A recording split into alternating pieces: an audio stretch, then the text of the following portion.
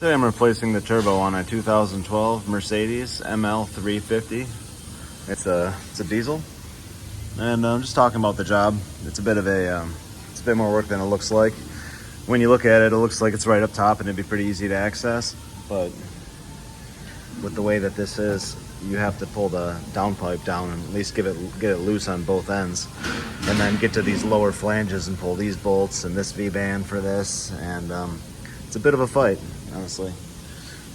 A couple of these bolts that went down into the lower manifolds, the threads came off with it, so I'm gonna have to get in there and tap those now.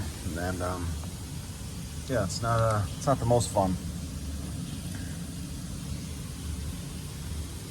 So it's a good idea to pull this little stanchion here off and replace the base gasket for that too.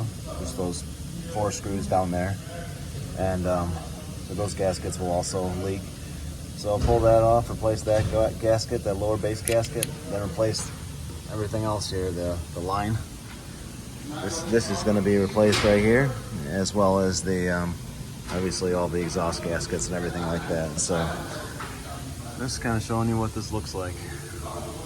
Not too fun. Thanks.